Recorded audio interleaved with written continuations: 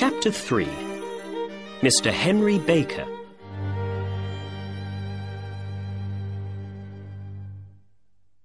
Holmes took the blue diamond in his hand and looked at it. "What a beautiful thing," he said. "Look at the wonderful colours in it. Dark blues and cold whites. All big jewels make people into thieves and killers in the end. This one comes from the south of China, near the Amoy River. It's only 20 years old, so it's a young thing. But already, many terrible crimes are happening because of it. I'm going to put it in my safe now, and then let's write a letter to the Countess of Morcar and say we have her beautiful blue diamond here with us." "But Holmes," I said, "I don't understand. Is that young man Horner innocent after all?" "I don't know." "And what about Henry Baker? The tall man with the hat and the goose? Is he the jewel thief, perhaps?" "No, I don't think he is. I believe he's an innocent man. I don't think he knew there was an expensive diamond in his goose, a jewel worth more than £20,000. But let's wait and see. Perhaps Mr. Baker's going to answer our advertisement this evening, and then we can learn something more about him." "All right," I said. "I can come back after work this evening. I'm very interested in the answer to this case." "Good," replied Holmes. "Dinner is at 7 o'clock. I got to Baker Street at 6:30 that evening. There was a tall man already at Sherlock Holmes's front door when I came down the street. He wore a long winter coat and had a Scottish hat on his head. When I arrived next to him, the door opened. Mrs. Hudson, Holmes's housekeeper, said, 'Good evening' to the two of us, and we went in and upstairs to Holmes's room. "Mr. Henry Baker, I believe," said Holmes to the man when he came in. "Please, sit down." Holmes looked at me and smiled. "Ah, Watson, good. You are here when we need you." Then he looked back at his other visitor. "Is that your hat, Mr. Baker?" Mr. Baker looked at the hat on the chair.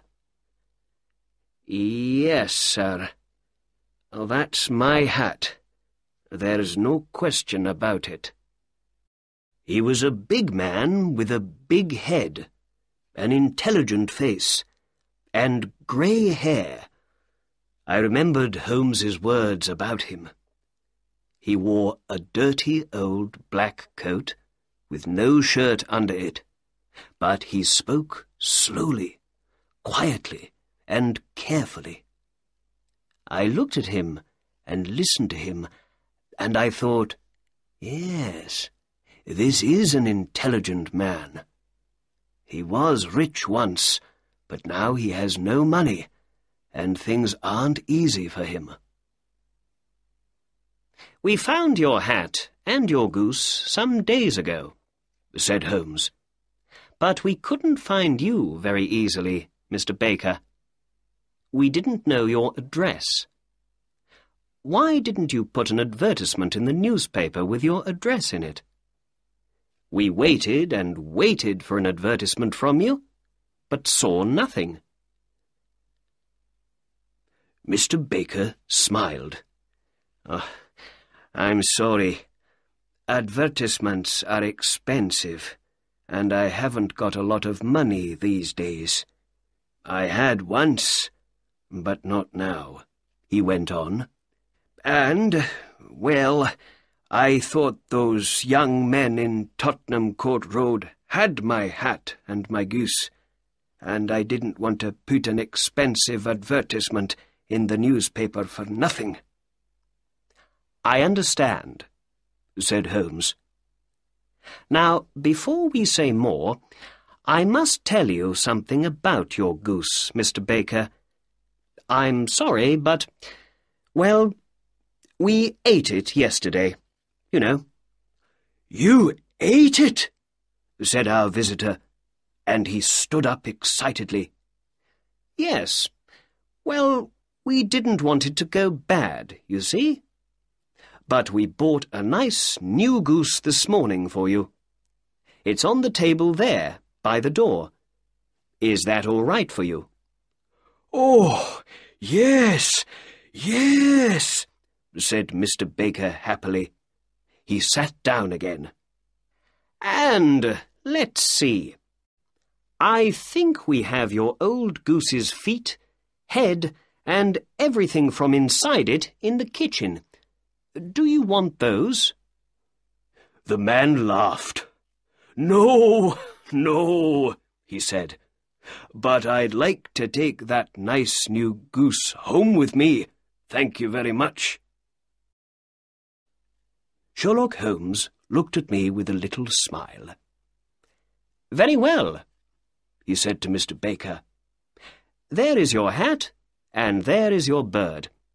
Please take them. Oh, and before you go, can you tell me something? Where did you get your goose? I know a lot about geese, and that was a very good bird, I can tell you." "Well, sir," said Baker. He stood up and took his hat and the goose in his hands. "I got that bird at the Alpha, a pub near the British Museum. This year, the owner of the pub, Mr. Windigate, began a goose club. Every week, we all put 5 or 6 pence into a money box, and at Christmas time, we all had the money for a goose." With that, he said goodbye and left. "Well," said my detective friend, "that answers one question. Mr. Baker is not our diamond thief. Are you hungry, Watson?" "Ooh, no, not very." "Let's eat later, then. We must go to the Alpha at once.